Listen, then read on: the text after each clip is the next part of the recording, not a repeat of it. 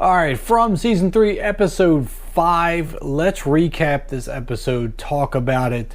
There are some interesting things about this episode, although not super action-packed, but we were dropped with some pretty good knowledge and a lot of hints.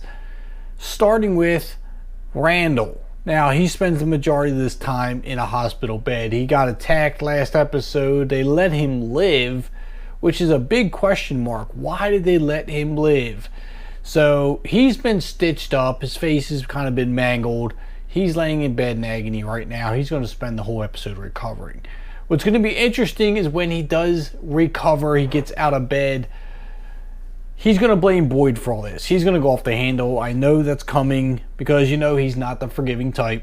And he blames Boyd for all of it. He blames Boyd for pretty much everything that's happening right now. So Randall's going to be a bit of a mess. I see that happening. Boyd, he's holding on by a thread. Now, with the fact that Tabitha is back, they had a call a town meeting. Everyone wants to know how she got home. How can they get home? What did she do while she was over there? But it seems like this meeting ended up being more of a lynch mob. She tells her story, what happened. They're all blaming her for not doing more, telling people that the town is there. People need to be rescued. How can we get them out? But, I mean, let's be real. They're going to think she's psycho. If she goes squealing off and all about, you know, killing monsters and all this stuff. And the cop comes to her aid on that. She said the same thing. If she had said any of this to anyone else, we already thought she was crazy.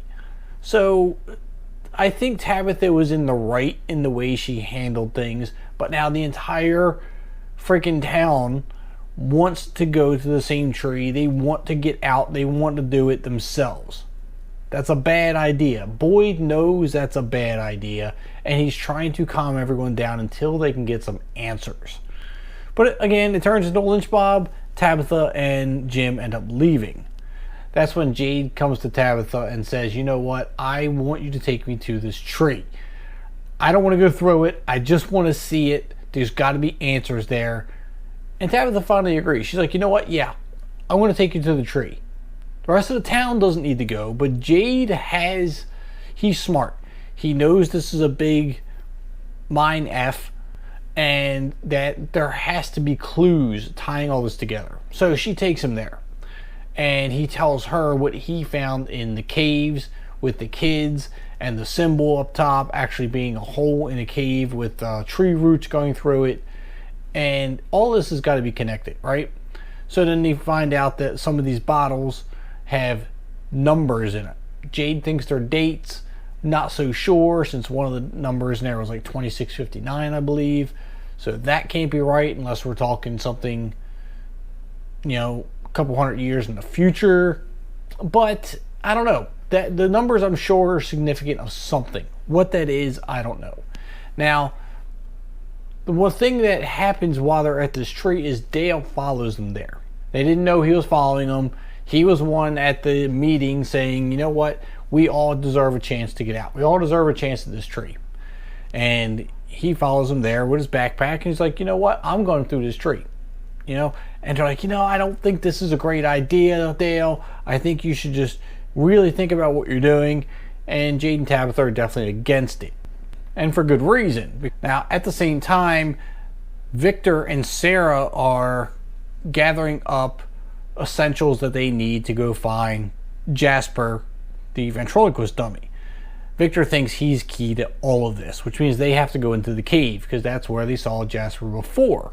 But things kind of go sideways when Victor gets to the house to gather some things up and finds out his dad is there.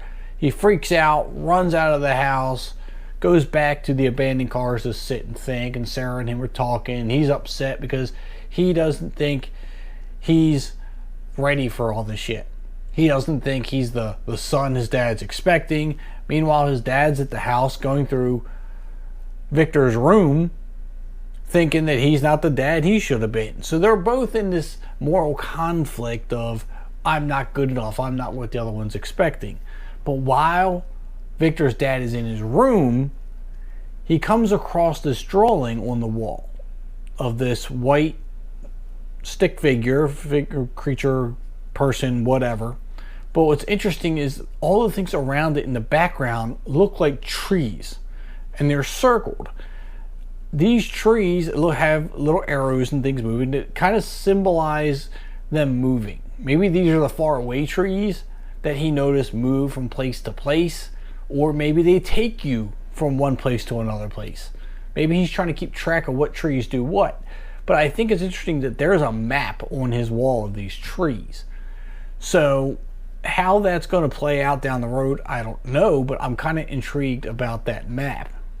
Also find it interesting that when Victor's dad and Ethan are outside, Victor's dad's staring up at this big motel sign that says no vacancy, pool, and he's like, where's the hotel? We got a sign, but no motel. We got the pool, we got a pool and a sign, no motel. Like, I didn't think about that myself until he said it, and I'm going, he's got a good point. Where is the motel? Where did all this come from? Like, there's a lot of stupid little things that make you think later that, why didn't I think of that before?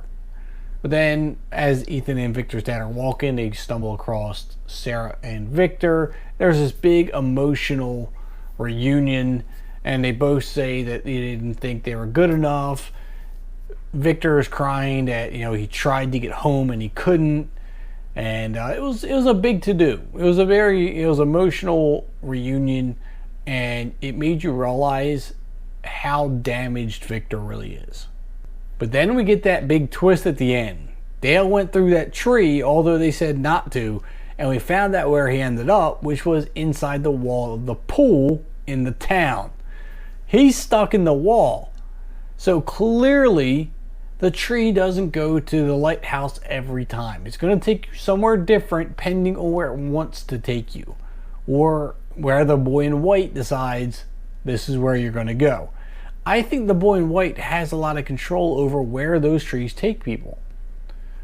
Every time he is pointed to a tree to say, go in here, this is where you need to go, this is for safety, this is going to take you to the lighthouse, wherever, it's always been right. But if you go there on your own, nobody knows where you're going to end up. So I think he might have some control over that. Now, back to Dale in the pool, it's pretty clear that they can't all just go through the bottle tree and end up at the lighthouse. So that's not going to happen. I think that's something that Fromville, or the place, is going to control who gets out and who doesn't. And I think that was a tease. Letting Tabitha out was a big tease of giving you a little bit of hope and then pulling it away. The whole town was like excited that, oh, Tabitha got out, we can get out, we're going to go through the tree, we're going to go through the lighthouse. And then they find out they can't. So now all hope is gone. Dale pretty much just did everyone a favor, essentially. I mean, he sacrificed himself, but now everyone knows this isn't going to work. And now it's Boyd's job to try to keep the chaos in check. He is going to have to rein everyone in. This is kind of a big I told you so at the end of this is what happens when you don't listen. You know, this is what happens when you don't listen to me. I'm trying to save your life, but you got to stop and think. You can't just act first and ask questions later. So now, what's going to happen? What is going to happen with all these people? Fatima's still losing her mind, eating rotten crops. I still don't know what's going on with Tilly. She's always a big question mark in my mind. Elgin is still seeing Kimono Woman. I don't know what's going on with that. I really don't. But I think that may take a turn too in the next episode, because he was down there taking Polaroids with Julie, and we don't know what was on that last one, so who knows what's happening there. I don't know. I'm not sure how I feel about this episode, because again, more questions than answers. Tabitha's been out. She has an insight there. Jade is smart. He's thinking outside the box. He's putting pieces together, and Tabitha's going to help him do it. I don't know how this is going to turn out, but I am very excited for the next episode. I want to know what your thoughts are on how this episode ended. What are your predictions? How is this going to end? How is this going to go? Is anyone going to get out? Are they all going to die?